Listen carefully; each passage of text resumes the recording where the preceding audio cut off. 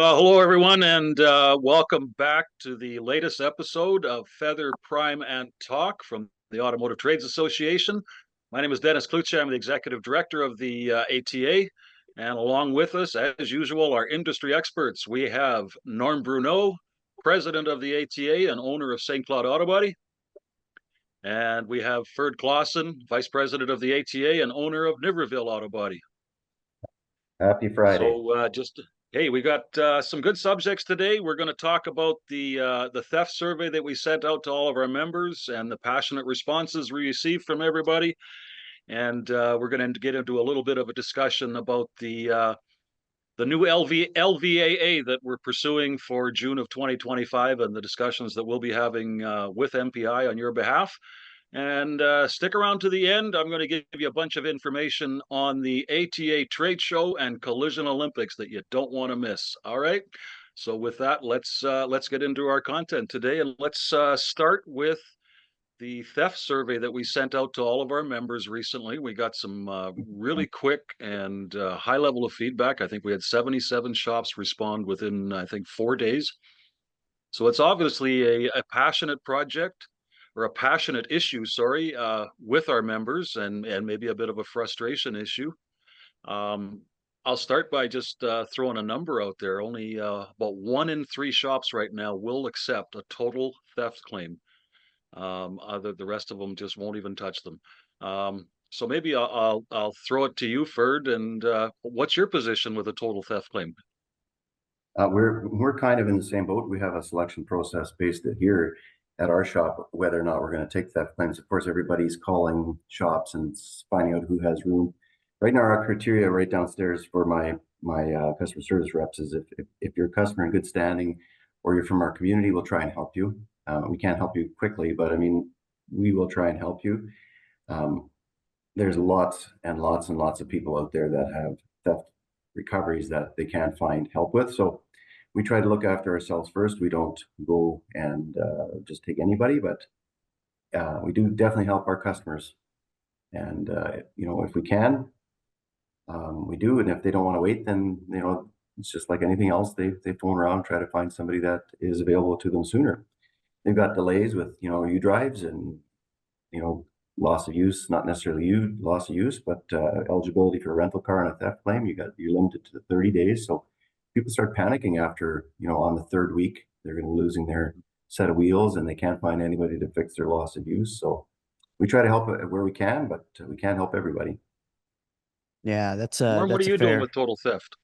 Yeah, I was going to say that's a fair assessment for that. We're in the same boat. We're getting a lot of phone calls from potential customers that we've never looked after before, and so you can tell people are definitely looking around trying to find shops that are going to help them out. Which you always. I mean, that's why we're in the business. We want to help people, but I think it just amplifies the bigger problem that's there right now, and those issues certainly need to be addressed. And to Dennis's point, that survey really brought out what some of those big issues were. And reading the comment section is just, I don't think any of us read the comment section and saw anything that we hadn't heard before.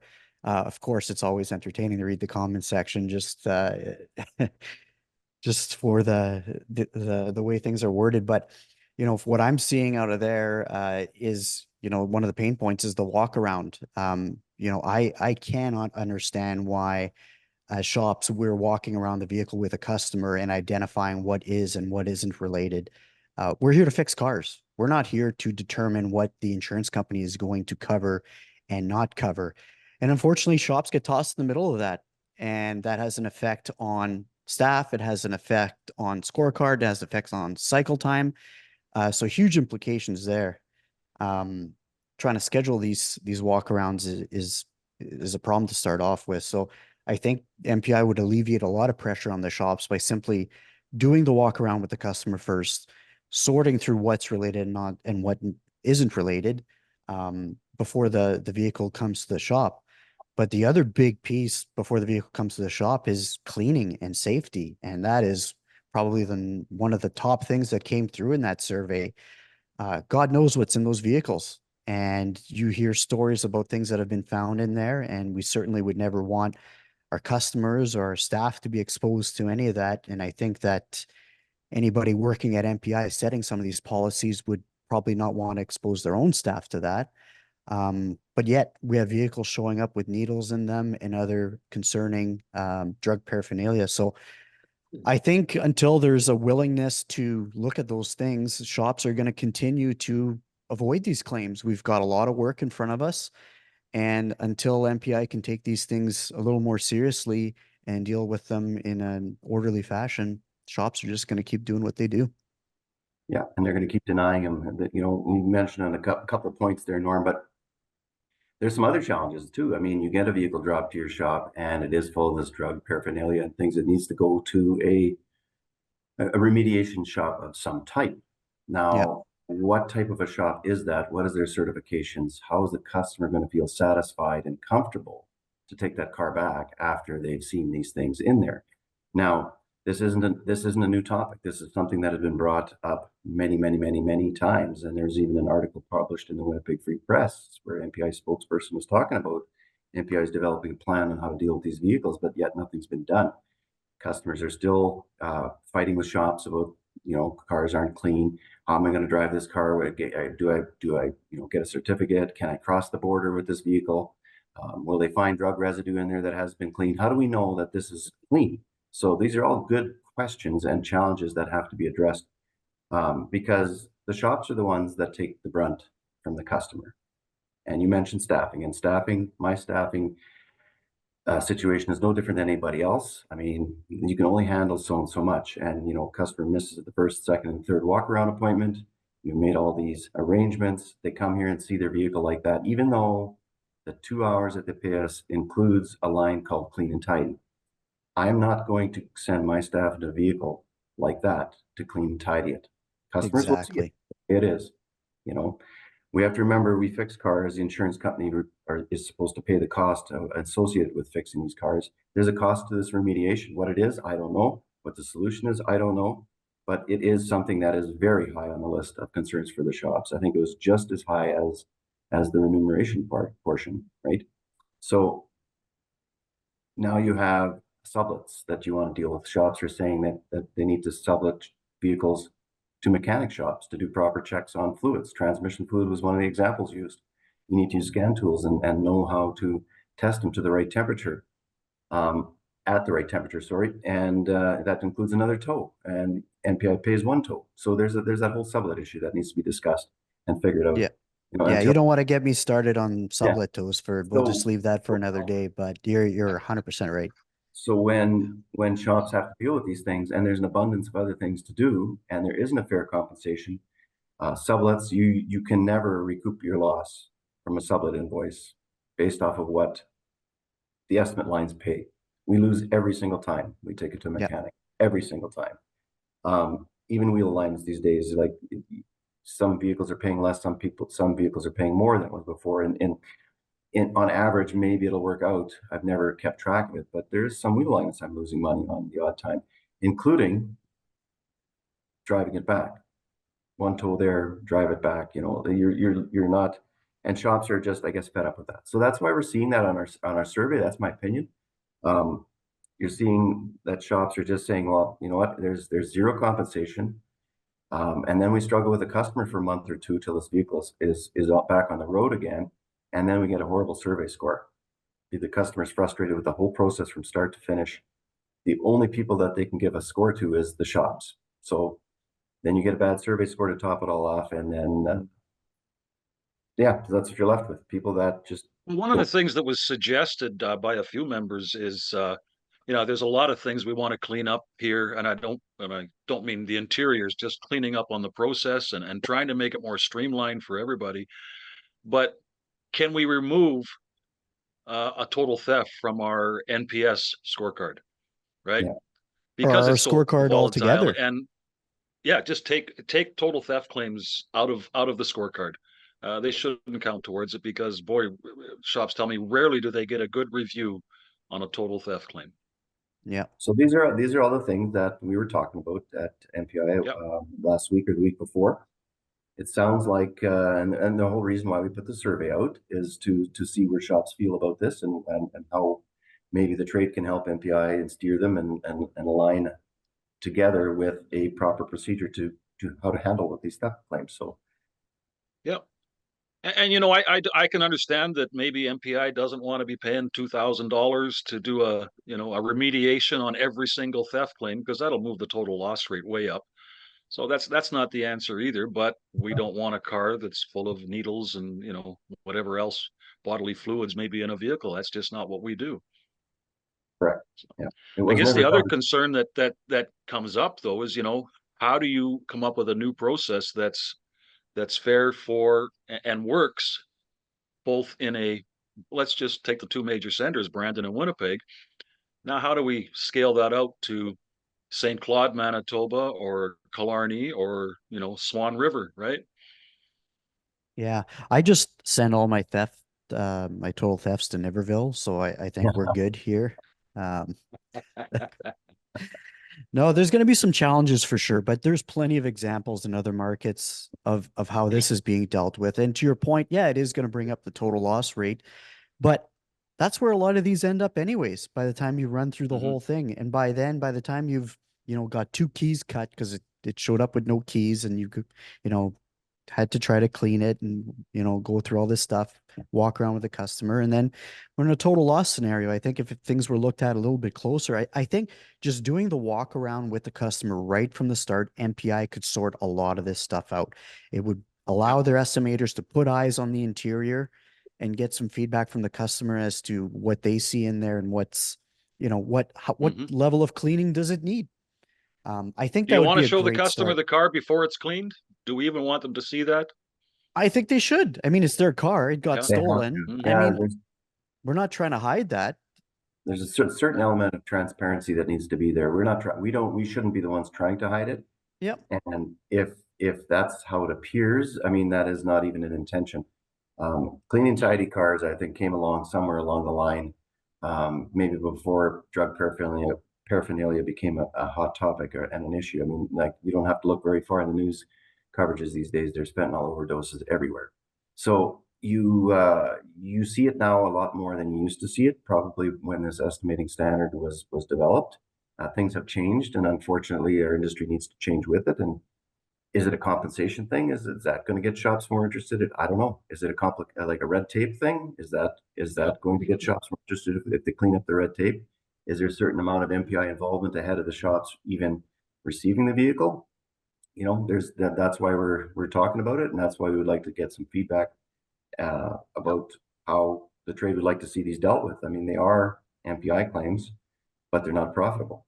And a lot of times you're in a negative when you do your job costing on these jobs. And if you factor in honest amount of administration time spent on these claims, you're in the negative. So Yeah. I don't, Well, let me ask a question as like, a shop owner. Maybe I'll start with you, Norm. I've got a total theft claim with a horrific interior. Would you prefer to go out and spend the money, train your staff, and then get fairly compensated and take over those cleaning responsibilities of that interior? Or would you rather have that be a sublet operation? If you could choose a path moving forward. I could see both sides of it, and there's a lot of things that play into that. Personally, I would like to see that being a sublet. We spend already a lot of money on training and equipment to repair vehicles, and to start, doing that for a whole other, kind of a remediation type thing is not something that I'm personally interested in. I'm sure there's some shops out there that would. And I think that those would be viable options. But to Ferd's earlier point, we would need to understand what that training looks like, because at the end of the day, we need consumer confidence in the process. If the customer is not going to trust the process when it's done, then we really haven't solved the problem. Fair enough. I guess the downside of I had a conversation with a shop earlier this week, and if we were to take on that responsibility and say yes, as a shop or as an association, we're going to make sure that we have trained people in all of our facilities to take care of these. While we've just added another necessary skill set into each and every shop, which means I've got to manage that training, and that staff member leaves. I can't just replace them easily. I've got to replace them with trained staff. And no different than we added the estimating skill set into our operations years ago. Now we have to maintain that. So that is a bit of a fear, is trying to maintain a skill set on a ongoing basis. So Yeah, that's a great point. I mean, we don't have people knocking down our doors in the collision industry right now. We're not in a time where where we can afford to take that on. But yeah, like I said, it could be appealing to some shops. And how's it gonna fall into our repair capability matrix that we've got? Like, I know there's a sublet rule, 80-20% rule. You can sublet out some certain things. If this becomes something that is the responsibility of a shop and you can't tackle it, should you be taking that job? I know that comment gets thrown around like every day. Are you Yeah. capable of doing the job? And honestly, I can tell you right now, there will never be a day where I personally get into the remediation business with this type of stuff ever. So, you know, then just means that maybe I won't qualify to receive theft claims. And the way it sits right now, I'm okay with that. yeah. The other thing we heard quite a bit about is just the mechanical aspect of theft claims. Not just Yeah. the assessment, but quite often there's a large portion of that claim is mechanical related. And mechanical shops don't want to take it on directly. It always ends up coming through a collision center and then becomes a sublet.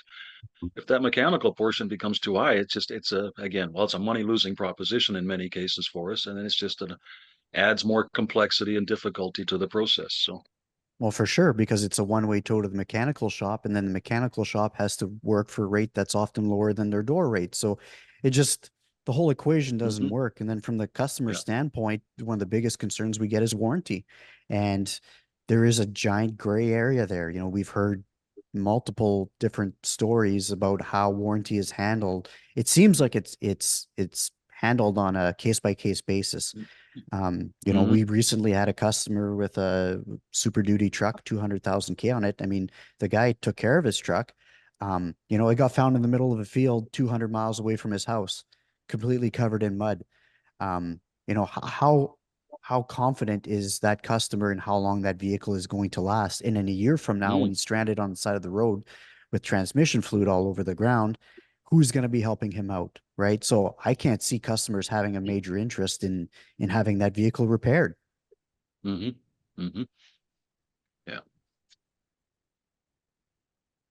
All right. Well, I mean, like we said, it's a very passionate subject for a lot of shops, and it was obvious, and Yeah. the comment file was a blast to read. And but Yeah. let's Great let's move on conversation. to our. It was.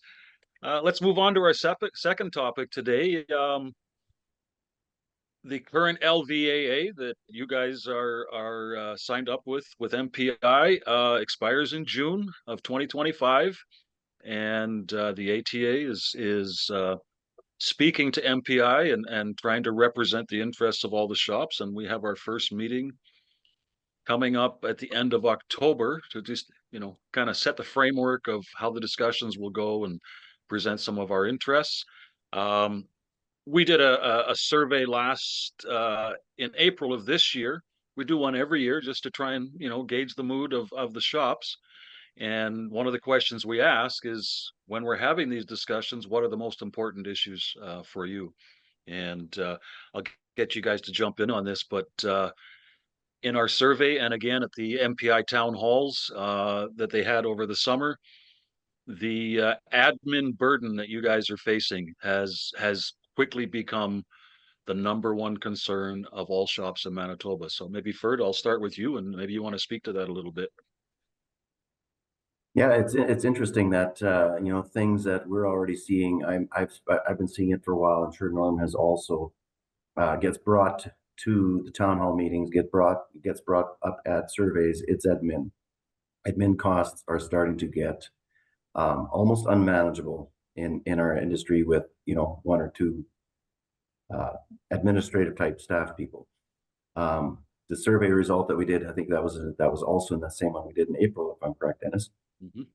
It used to be the administrative staff per technician used to be 3 to 1. So 3 techs to 1 admin staff. So 1 admin staff could handle moving files around, ordering parts, doing different things, whatever's involved with that file, talking to the customer, updating the customer, one administrative staff would have been able to handle 3 technicians. Now it's 1.7 to 1. So it shows the administrative work that's starting to pile up on shops. You can find technicians. It's hard to find competent admin staff as well. We're in the same boat there. So you start looking at scrubbing estimates, auditing estimates, making sure that estimates are pre-closing the files to make sure that you got an accurate FRA. It takes people that have knowledge and hand it to these people that are in the industry doing these types of things. It's not an easy job. So you get a little bit of turnover in that area as well. So, administrative, and you're also not getting these people for minimum wage. They're demanding a fair, comparable wage to what they would get in other industries doing that type of complicated work. So, administrative burdens on shops, how they get remunerated for it, because most shops, you correct me if I'm wrong, Norm, but most shops will pay their administrative staff out of their parts margins. So parts margins are shrinking on certain things, our margins are dying. So they need to cover their costs somewhere, and we just don't know where. And that is why the topic is so high on everybody's priority list right now. Administrative, it's 2 things, I guess. It's becoming more and more and more. Did we want this when we went to parts autonomy? Did we want this when we went to direct repair? Probably, but without the realization that our administrative tasks are going to climb. Yes, it makes more sense for MPI to get out of our way and let us do our work, do our business. And but on the other side, it also needs to be compensated. So that's where shops. Yeah. 100%. And in all fairness, this isn't something that strictly involved from the need from the insurance company. It also evolved, obviously, naturally from the repair process. Vehicles are more complex to fix. I think that's what drives the most of it. But the insurance company is still responsible for making sure that they are staying in tune with what that repair process is and assuring that compensation is adequate. Things are going to continue trending in that way, and they need to keep up with it. So no, I think you hit the nail on the head. That is by far the number one thing. How we go about getting compensated for it is going to be the next conversation. Some markets have as a percentage of the size of the claim. Other markets have flat fees. It depends on what some of that where some of that responsibility lies, depending on your business model. We find ourselves adjusting our internal process, our admin process, based a lot of times on the staff that we have and juggling responsibilities around. I remember having the old Mitchell book on the rad cradle of the vehicle as I'm filling out one of those old C77s. I mean, that used to be part of the technician's workload. Just not feasible anymore. We want our technicians with their hands on their vehicle fixing it, and now we've shifted that into a different part of the business. So it's interesting. So I'm encouraged to hear from the trade that we're all kind of having the same struggles, and I'm excited to see what MPI is going to come back with, just to make sure that the compensation stays in line with the repair process. Yeah. And what does that look like? We have no idea. I mean, that's why the conversations need to be had. And that's why we rely on feedback from our industry. And our industry has done a pretty good job of providing us with their needs. But I think we just maybe need to find out how this avenue is going to be paved for us. Because one thing I did mention, forgot to mention, sorry, Norman, you kind of touched on it a bit. The administrative time also includes research and repair procedures. It is very, very involved. I mean, it is hard to find a claim where you aren't digging into manufacturers' repair processes to find out whether you're doing this correctly or not. So, all these things take away from their technicians' efficiency. So who ends up doing it? Some shops are, relying on the technicians to do the research, and then they're not fixing vehicles if they're doing the research. Some people are relying on repair planners, and but that is another added wage to your payroll every 2 weeks or every month. So it's stuff that has to be done, and somebody has to do it. So you have to have the right people that can do it. And, it costs shop owners money. Comes right out of their bottom line. Yeah. Yeah. So, I mean, and of course, we're always admin isn't the only thing we're talking about right now. There are other, we're always looking at the compensation, whether that be on materials or our labor rate. These are always things we're discussing, but we just kind of, the admin is becoming so front and center right now. So, I encourage shops. You're listening to the podcast, you get our emails. Drop us a line, give us a phone call, put a comment on the podcast on YouTube, and let us know what you think and what are your priorities. And the ATA, we want to make sure we're moving in the right direction that answers to the needs of our members. I think that's always important. We always got to be listening. So, And like and Absolutely. share, like and share. there you go. Like, share, subscribe, hit the notification bell. Yeah, all that, There right? we go. Now we're Hey, rolling. I listen. like it. Yeah. Hey, just before we sign off on this one, we're hitting our time limit right away. I want to remind everybody we've got the ATA Trade Show and Collision Olympics coming up on October 4th. This is a twofold event. The technician shortage is hurting all of us. We have a career day that we do during the day just for high school students to show that the industry's cool and it's a lot of fun. We have our VR systems there. They all get to compete using that. And we give away a bunch of PlayStations to the students. We've got 300 students coming out this year. We've Wow. got almost every school that has an automotive program, whether it's collision or not, are coming out this year. So if we can get 30 or 40 of those, 10% of those students interested in a career in collision repair, that's a phenomenal change to where we are now. And then I want to remind everybody from 4 o'clock to 11 o'clock is for you. It's for the members. It's for all the collision shops in Manitoba, whether you're a technician, a CSR, admin, washing cars, owner, manager. We want everybody to attend. We're doing the Collision Olympics there again. Your shop can enter a team. All that information is available through the communications. But if you want more information on going in for the Olympics, reach out to one of us. Top prize is $7,000 cash to split between the three people on that team. And there's a lot of other Wow. prizes. We're giving away a trip to Vegas at the show. So here's the most important thing. It costs you nothing to come to the trade show. Absolutely nothing. We're putting this event on for you. The suppliers are helping us pay for everything. We're going to feed you supper, but we need to tell the hotel how many people are coming. So go to Event Camp, go to our website. There's a link on our website that'll take you to the registration page. All you got to do is click on that and say, I want one guest pass. I'm coming. You can check in as a guest. That's all we need to know is get a count. So do that by next week, and we're going to have a great show. So I don't know if you guys have anything to add to that. I'm excited No. You to guys win got that Olympic teams in? $7,000. Yeah. Yeah, we've got our team signed up again this year. It was so much fun last year, and the conversation just even around the event was Yeah. awesome, and it was good. So I'm excited for it again this year, and yeah, we got our team signed up. How about you, Ferd? You got a team signed up? No, not yet. But I'm trying to figure out a way how I'm going to win that $7,000. But I'm going to need more than just me to do it. Probably, Yeah, team be a probably good start. they'd probably A prefer team if would I be wasn't good. Yeah. involved at all. So Yeah. Sounds All good. right. Well, until next time on the Feather Prime and Talk podcast, we'll see you all soon. Take care. ciao. Take care. Bye-bye.